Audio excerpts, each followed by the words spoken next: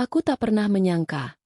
Keputusanku mencari rezeki di tanah orang justru membawaku ke pernikahan yang tak pernah kuinginkan. Dan malam pertama itu, bukan seperti yang kupikirkan. Tapi sesuatu yang bahkan tak bisa kupahami sampai hari ini. Namaku Sari. Umurku 24 tahun. Aku gadis kampung dari sebuah desa kecil di Jawa Timur. Hidupku sederhana, terlalu sederhana, bahkan untuk sekadar makan 3 kali sehari. Ayahku sakit keras. Ibu meminjam uang ke sana kemari. Sampai akhirnya rumah kami hampir disita. Aku tahu satu-satunya jalan hanyalah pergi jauh. Jadi, ketika ada tawaran kerja jadi asisten rumah tangga ke Arab Saudi, aku langsung setuju. Meski hatiku berat meninggalkan kampung dan keluarga, aku harus berangkat. Biar aku yang susah. Asal bapak sembuh, asal ibu nggak dikejar-kejar rentenir lagi. Itu janjiku sebelum naik pesawat. Hari itu, panas padang pasir seperti membakar kulitku. Aku dijemput seorang pria tinggi besar, berjubah putih, berumur sekitar 71 tahun. Wajahnya keriput, tapi matanya tajam dan dalam. Dialah Syekh Abdul Rahman, majikanku. Rumahnya bukan rumah, tapi istana. Luas, sepi, dan dingin. Ada banyak pintu dan lorong panjang yang sunyi. Kamu dari Indonesia? Iya, Tuan. Namamu? Sari. Nama yang indah. Nada suaranya pelan, tapi tegas. Ada aura yang sulit dijelaskan antara bijaksana dan misterius. Sejak hari itu aku mulai bekerja, membersihkan, memasak, mengurus taman. Tak ada istri, tak ada anak. Hanya aku, Syekh, dan satu penjaga tua bernama Fahim. Hari demi hari berlalu. Syekh jarang bicara, tapi selalu memperhatikanku dari jauh. Kadang matanya seolah menyimpan kenangan yang dalam setiap kali menatap wajahku. Aku tak berani bertanya, tapi tatapan itu membuatku gelisah. Malam itu aku terbangun karena mendengar suara langkah kaki dari lorong bawah tanah. Aku keluar, mengintip. Syekh berjalan perlahan dengan tongkatnya, menuju ruangan yang selalu terkunci. Aku mengikuti dari jauh. Tapi ketika aku hampir mendekat, Sari. Suara beratnya memecah keheningan. Kau tak boleh ke sini. Aku terkejut, menunduk ketakutan. Maaf, Tuan, saya hanya khawatir. Tidak apa. Tapi ingat jangan pernah buka pintu itu. Sejak malam itu, aku tak berani mendekat lagi, tapi rasa penasaran terus menghantuiku. Apa yang disembunyikan di ruangan bawah tanah itu? 2 bulan kemudian, sesuatu yang tak masuk akal terjadi. Suatu pagi, Fahim memanggilku ke ruang tamu.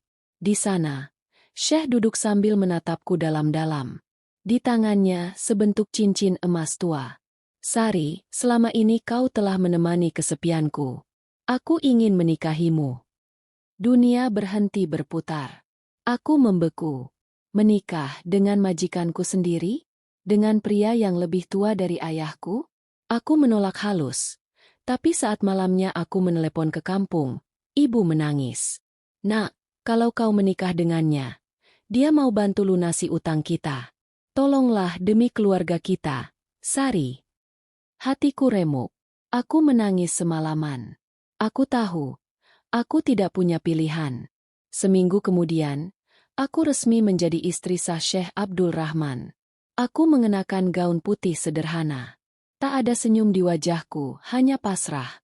Malam itu, aku duduk di tepi ranjang, gemetar. Lampu kamar redup, udara dingin. Syekh masuk perlahan, menatapku, lalu duduk di kursi kayu tua di hadapanku. Kau takut? Sedikit, Tuan. Jangan panggil aku Tuan. Panggil aku Abdul. Ia tersenyum lemah. Tapi malam itu, ia tidak mendekatiku. Tidak menyentuhku. Hanya menatap dan menarik napas panjang. Lalu, ia menyerahkan sebuah kunci kecil berwarna perak. Sari, jika suatu hari aku tidak bangun lagi, buka kamar bawah tanah itu. Tapi jangan sekarang. Aku menatap kunci itu. Bingung. Apa yang ada di sana, Abdul? Kebenaran. Setelah itu, ia beranjak tidur. Dan malam pertama kami berakhir begitu saja tanpa sentuhan, tanpa kata. 3 hari setelah malam itu, Syekh meninggal dunia dalam tidurnya. Aku terpukul. Meski pernikahan kami aneh dan singkat, ada sesuatu dalam dirinya yang membuatku merasa kehilangan.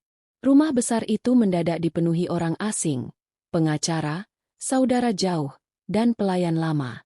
Semua berebut warisan. Tapi sebelum pergi, pengacara menyerahkan sebuah amplop kepadaku. Ini pesan terakhir dari Syekh Abdul Rahman.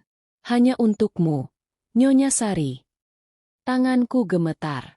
Di dalamnya, ada surat tulisan tangan dan kunci yang sama dengan yang diberikannya malam itu. Sari, jika kau membaca ini, artinya aku sudah pergi.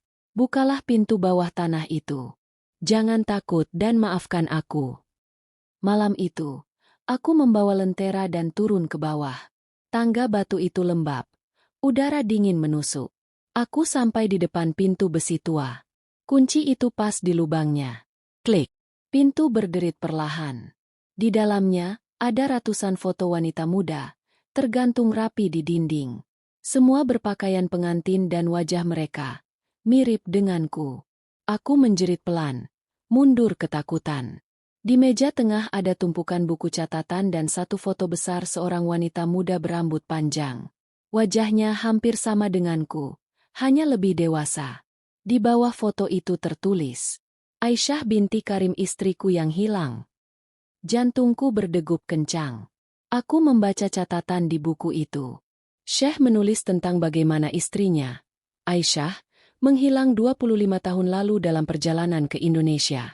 Ia mencari wanita yang mirip dengannya berharap bisa menghidupkan cinta lamanya dalam bentuk lain.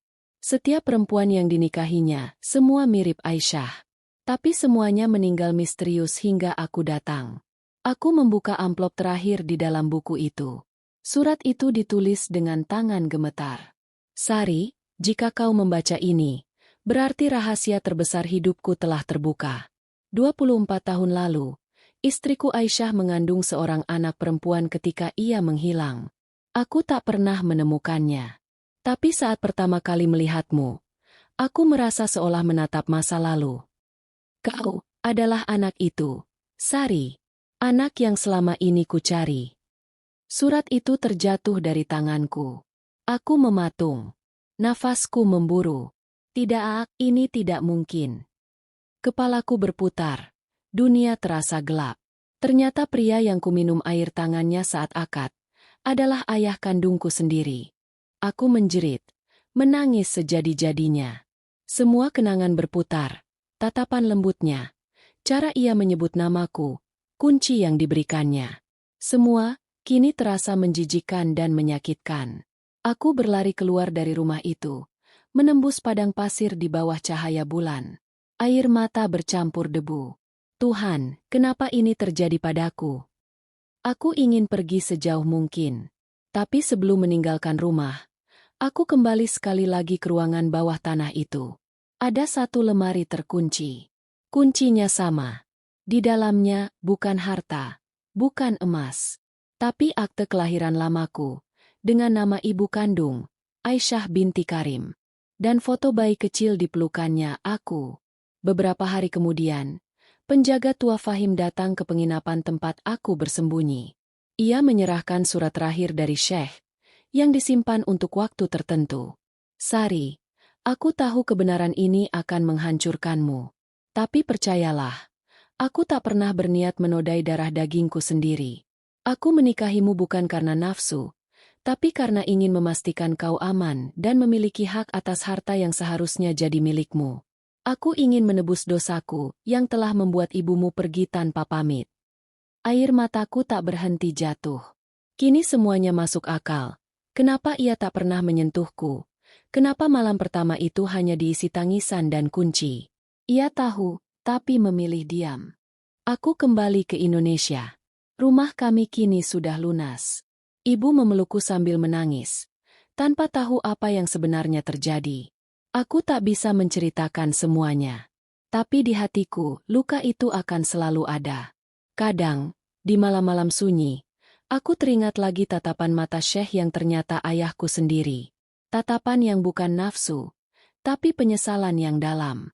Maafkan aku, nak. Kalimat itu terngiang di kepalaku. Aku memutuskan untuk menyerahkan seluruh warisan yang kuterima kepada panti asuhan di Mekah, tempat anak-anak tak punya orang tua. Aku ingin menebus dosa dengan kebaikan. Kadang, hidup memberi kita kejutan bukan untuk menyakiti, tapi untuk membuka kebenaran yang disembunyikan takdir. Aku, Sari, pernah menikahi majikanku sendiri. Tapi yang tak pernah kukira, ternyata pria itu adalah ayah kandungku. Kini aku hidup sederhana di kampung, jauh dari kemewahan.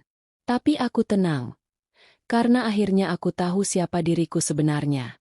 Dan malam pertama itu bukan malam dosa seperti yang kukira, tapi malam ketika rahasia besar keluarga akhirnya terungkap.